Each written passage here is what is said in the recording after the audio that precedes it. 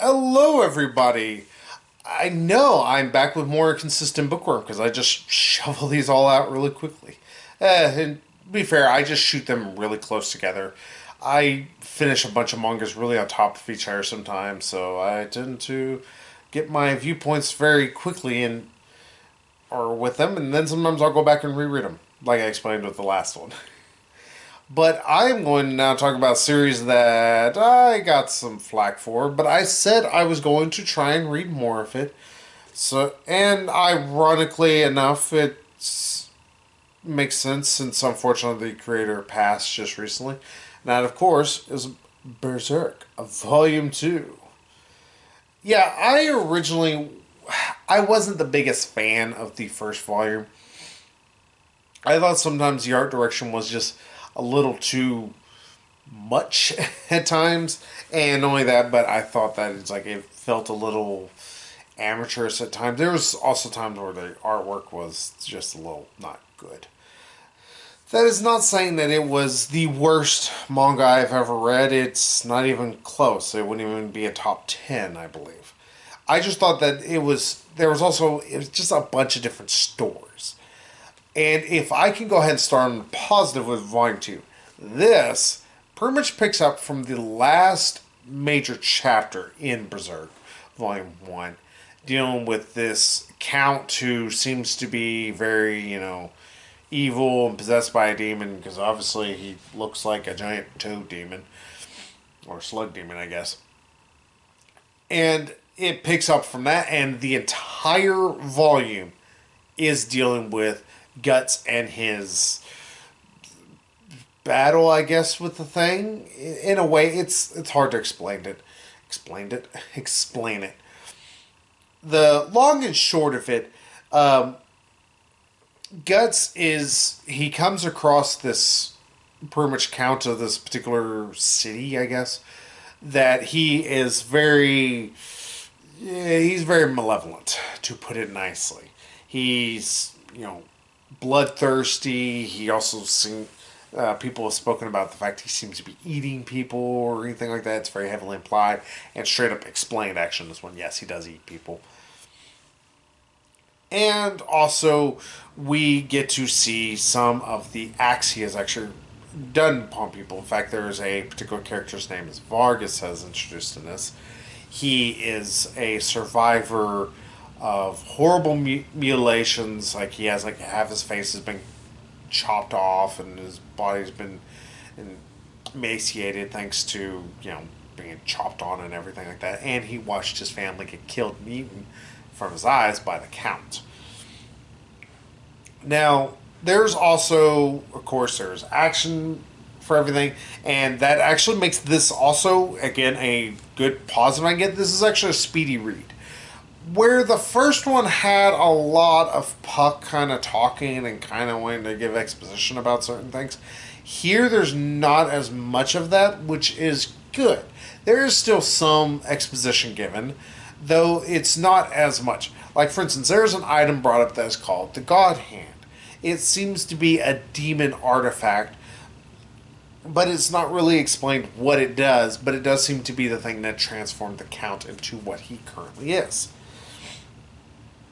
And I was like, okay, well, this is going to be something that's probably going to be explained later. And honestly, I didn't need it explained to me right away. I'm fine with it being just this MacGuffin thing that the Count really wants that Guts happens to have stolen from him. Or actually, Vargas originally stole from him that Guts is now in possession of.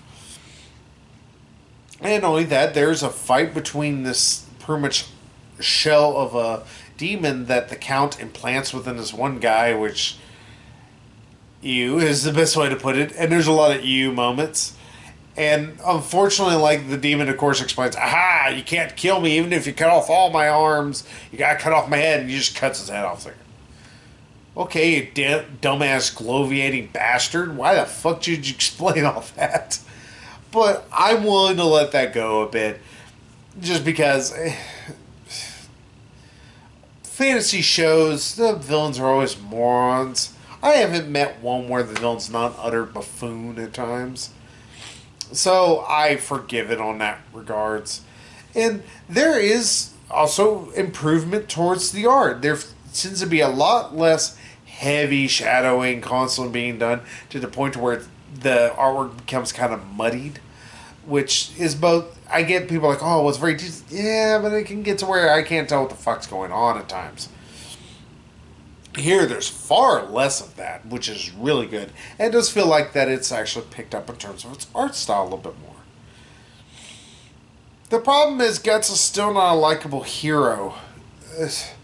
Alright, I get it. He's not supposed to be a hero per se. I don't care about following him around, which is still the problem. I understand he's supposed to be, this badass soldier who has a tragic backstory and everything like that. One, we don't even touch upon any of that.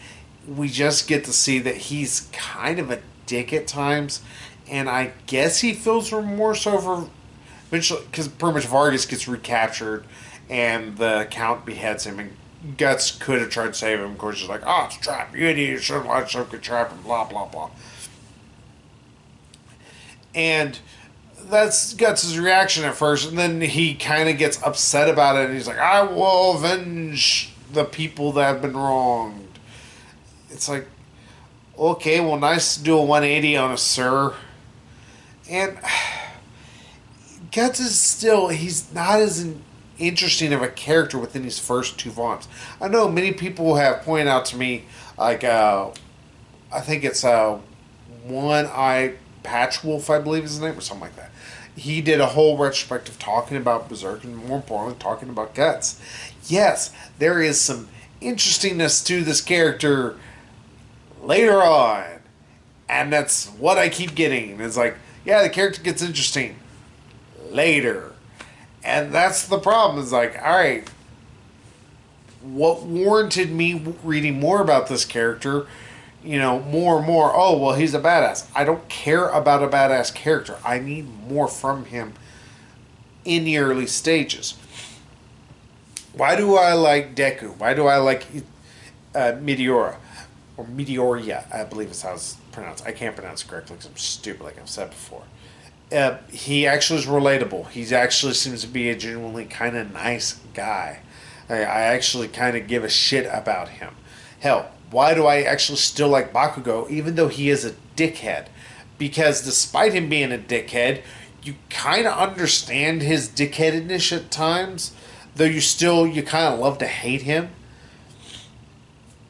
Hell, let's go to the Gundam franchise or anything like that.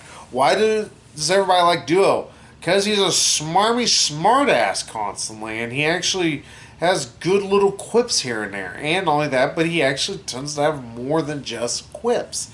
He tends to actually be not just a competent fighter, but also a competent person. He tends to actually care about other human beings. Guts is just an anti-hero, like, grimdark guy. I don't care about that. I don't like the Snyderverse because everybody in there is just grimdark. They're just, I'm so mean and tough because I'm tragic. I have a story, but I won't tell you. I don't care about that shit. I don't give a flying fuck. I mean, I can give a shit about a bit of the story. Like, I care about the fact that Count has his daughter that supposedly, I guess he's trying to hide from the world because of demons or whatever. I don't know. It's never really fully explained. Just has a daughter that's hidden for whatever reason. And yes, I'm pretty sure The Witcher ripped this off like everything else it ripped off. Sorry, guys. The Witcher's a ripoff. But I don't care about the hero or the main character, I guess is the best way to put it. I don't want to keep calling him a hero because he's not a hero. He's an asshole. Because that's the problem. He's 95% an asshole. I know people are like, well, it's explained later. I get it's explained later on. But I am going on 2 volumes, the first 2 that were written, and he's not likable in the least.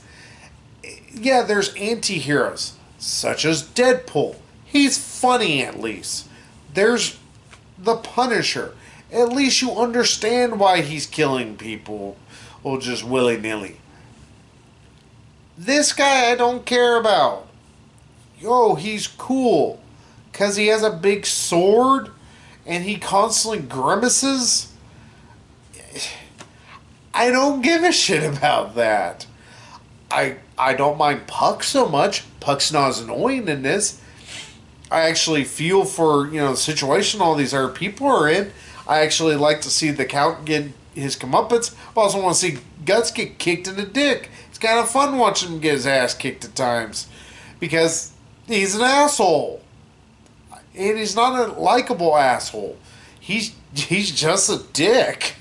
Like, he was named for the wrong body part, honestly.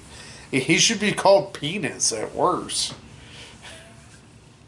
One of my stupidest jokes. So, what do I have to say about this writer, artist who unfortunately is no longer with us anymore? Well, I will say it's like, yes, that's actually very sad, especially since unfortunately Berserk never is going to be finished. Unless people decide to try to finish it for him, but I would rather not. Just let it be as it is. I am open to the fact that, hey, he created this, he made this creation, he was probably very proud of it and super enjoying of it and everything. I don't care about Guts. I will read Berserk just because I actually still care about the world. I am interested in it. I am willing to read more about it, but I am going to struggle until we actually finally get some actual explanations for Guts, or give us something where he's not being an utter ass bunch. Because as it is, he's just a dick right now. He's a dick who has a big sword. Woo. And like I said, everybody's like, well, he's going to get better later on. But I get he gets better. 2 volumes in, he's just being a penis. And we have no explanation except for he has a mark on him that only gets brought up once. Thankfully, though, because the other one kind of really beat into my head constantly that he had this mark. I'm like, I get it, he has a mark. I noticed it the first time. But hey, that's neither here nor there. Would I say pick this up? If you actually were turned off from the first one, especially considering it just felt like a story of the week almost, I'd say pick it up. It's actually a lot better. Is it great by any stretch of the imagination? No. The artwork still has its amateurish moments, though they are fewer and far in between. The main character is not interesting in the least. He's just a grimdark badass with a lot of quotations there. But beyond that, there is still an interesting world. There's still some decent fight sequences that happen throughout it. And honestly, it's not a hard read. It's not a super interesting one. I think that's the biggest problem. It's like, ultimately, there's a lot of, I don't care about Guts. Anytime he's just the main focus, I'm like, I don't care. I haven't focused on anybody else. When I was talking about Vargas and dealing with some of their, Puck was talking with him and everything like that, I actually cared about that. I gave a shit about that. It's like, all right, cool, I'll read about this. Oh, crap, Guts is talking again.